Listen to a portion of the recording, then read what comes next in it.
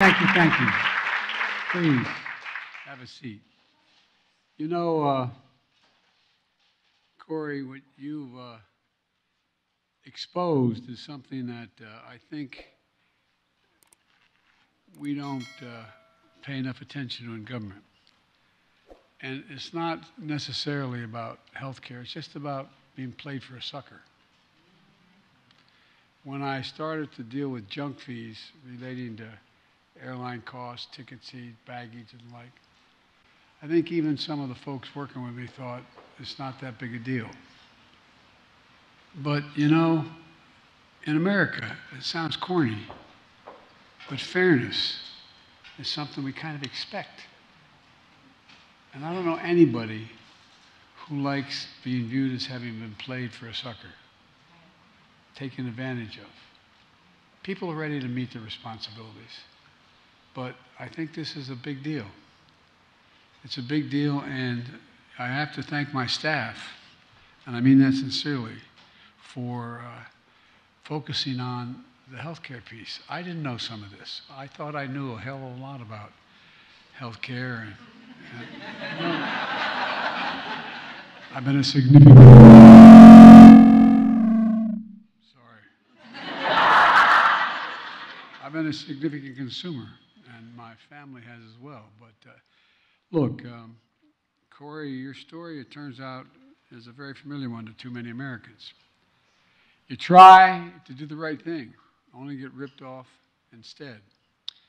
And too many nights, too many Americans lie in bed, staring at the ceiling, worrying what will happen if their spouse gets seriously ill. What will happen if something else happens to them? Do they have enough insurance? Will they have to, how are they going to pay their medical bills? Will they have to sell their home? If you can know point of personal privilege, we used to say in the Senate, I was telling my staff that I was raised with a middle-class family. We weren't poor. We lived in a 3-bedroom house with 4 kids and a grandpop, a split-level home, and the boys, quote unquote, now the princess, my sister, had her own bedroom, as she should have. But the 3 boys there were 2 sets of bunks in the other room. And there was a closet that ran as you walked up the stairs, walked straight down the hall. You went into, quote, the boys' room, the 3 of us. And on the left, there was a closet in that whole wall. My parents' bed, headboard, was against that, where that closet was. And every once in a while, rarely, you could hear sort of a restlessness going on, you know, like and one morning I get up and I said, what's wrong with Dad? He said, he just got word that his company said they're no longer going to pay for health insurance. Don't know what they're going to do. Well, you know, for all of you out there and there's so many people who still are in that circumstance. And we'll talk about being deprived of your dignity. Not being able to take care of your family if you don't have health insurance is I think, one of the most consequential things that can happen to a person. And so, you know, for all of you out there, I just want you to know, I get it, we get it. We have your back, and we're never going to stop fighting for you, and I promise you that. You know, since I've been in office, we've been carrying out my economic vision.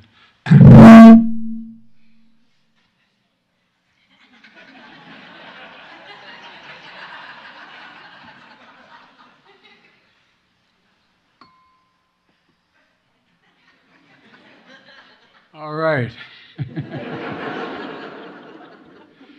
We carried out my economic vision to move from trickle-down economics to what everyone on Wall Street Journal, from the Wall Street Journal Financial Times, is calling Bidenomics. It's about growing the economy from the middle out and the bottom up, and because when that happens, the folks in the bottom have a shot. They get a chance to raise up, and the wealthy still do very well. It's not to hurt anyone at all. But today's job shows that, jobs report, shows that Bidenomics is working. We added 200,000 jobs, I think 209,000 jobs last month. And all told, we've created over 13 million. I think it's 13,300,000.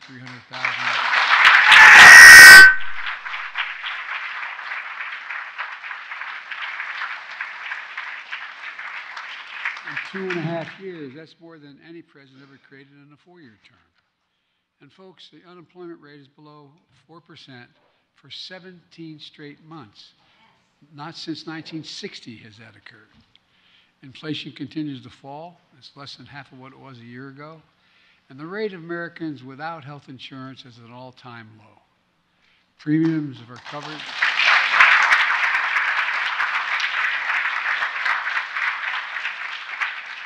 Premiums for coverage of the Affordable Care Act are $800 less per person than before I took office. And that's Bidenomics. Today, I'm joined by healthcare advocates and leaders. Many of I've started to name you all. We'd be here all night.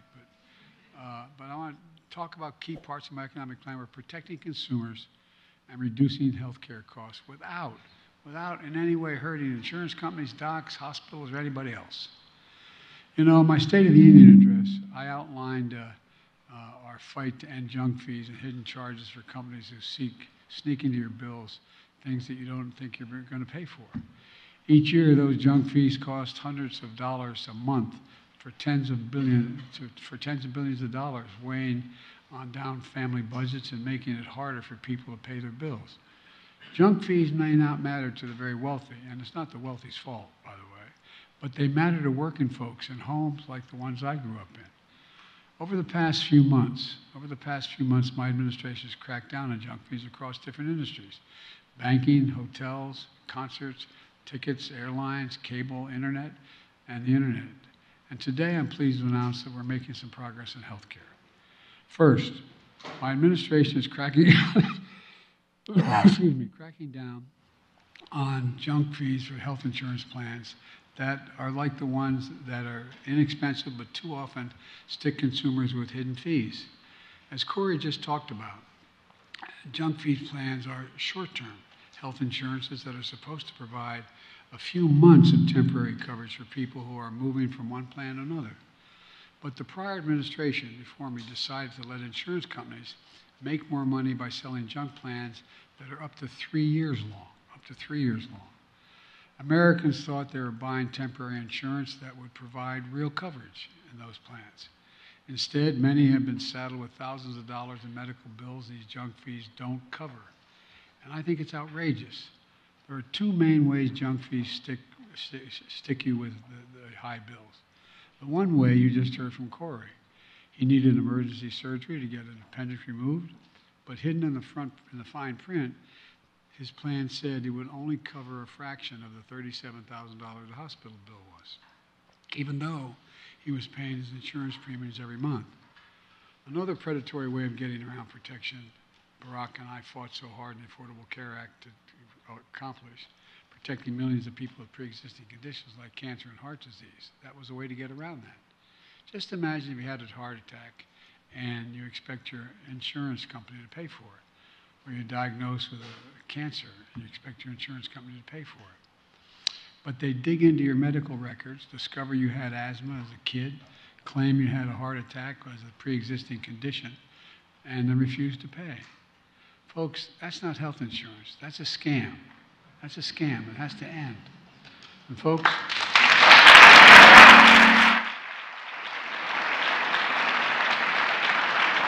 today, my administration is issuing a new rule that would close the loophole that allows these junk insurance plans to exploit Americans. Under our rule, short-term plans would have to be short-term. That means 4 months or less, not 3 years. Insurance companies would also be required to provide a clear disclaimer up front about what's covered and what is not covered instead of burying it in fine print. Second, we're cracking down on surprise medical bills, which I thought we had made some progress on. You've already heard stories about people who choose a hospital that's in their insurance network, and they get a surprise bill for thousands of dollars because the hospital assigned them an anesthesiologist who wasn't in their network, without them knowing that. In January 2022, we ended surprise medical billing, so hospitals that are in-network can't send you a surprise bill for an out-of-network doctor that you did not choose or even know he was consulted. And over the past 18 months, we protected 1 million Americans every single month from these surprise bills. But these are bills that cost people hundreds of thousands of dollars. But get this, some healthcare providers are trying to get around the rule by putting in place the rule we put in place to prevent the surprise billings. The travel industry figured out how to charge customers $90 a night resort fees for hotels that aren't resorts. You think I'm kidding? Hospitals are trying to do something similar by using different designations to charge their higher out-of-network rates, or charging hidden facility fees for going to a doctor's office in a building owned by the hospital. And some hospitals are working with credit card companies to promote medical credit cards. Sounds good. Consumers can use these cards to borrow money to pay for the procedures and to get charged in the hospital, but they get charged higher interest rates as a result of that. It's wrong. It's wrong. Today, my administration is closing these surprise billing loopholes. Evading the law and playing games to charge patients outrageous prices has to end. It has to end.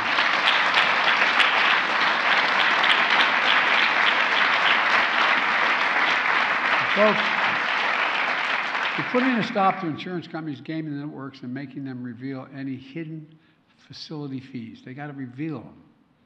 And for the first time in history, the Consumer Financial Protection Bureau and the Department of Health and Human Services and the Department of Treasury are teaming up to investigate whether healthcare providers promoting medical credit cards are violating federal law. Third,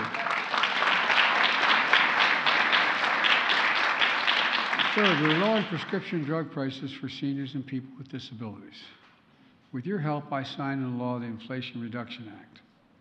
Among the many important things it does, it finally gives Medicare the power to negotiate lower prescription drug prices.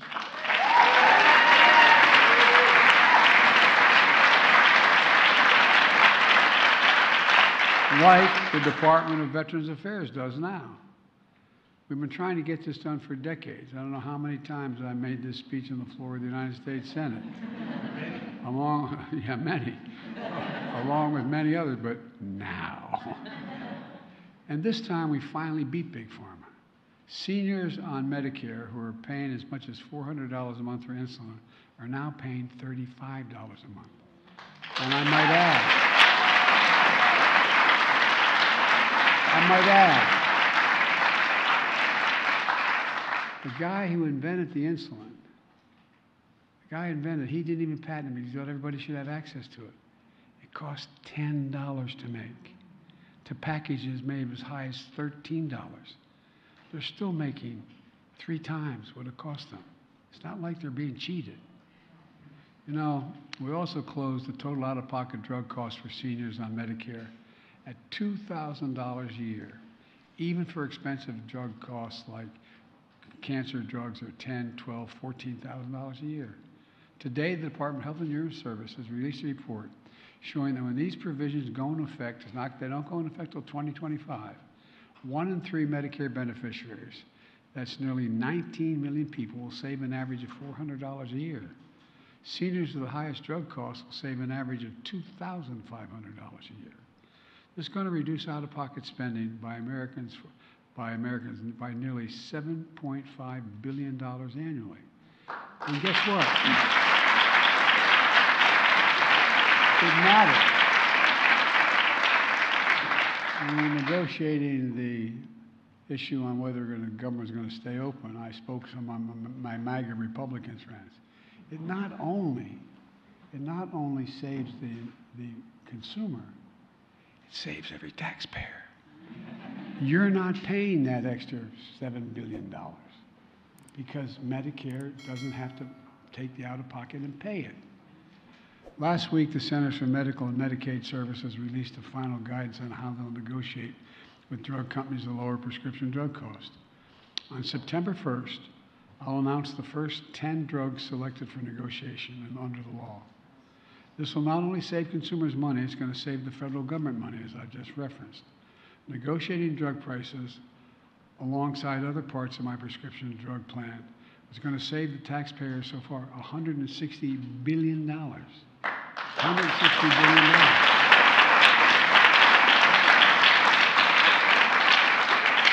It lowers drug costs and prescription drugs, and it lowers the deficit. It lowers the deficit.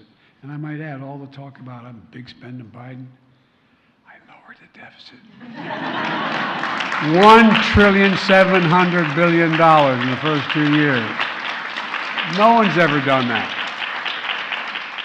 The last guy increased it by 40. Anyway, I won't go into that. Well, that's Bidenomics in action. But guess what? Big Pharma doesn't want this to happen, so they're suing us to block us from negotiating lower prices so they can pad their profits while hardworking Americans foot the bill. But what we're gonna see this through. We're gonna keep standing up to Big Pharma, and we'll also stand up to MAGA Republicans who've been trying for years to get rid of the Affordable Care Act. They've tried 70,000 times, I think.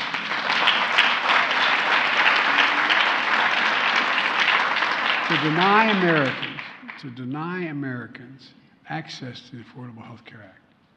On my watch, health care is not a privilege in this country, it should be a right. And folks,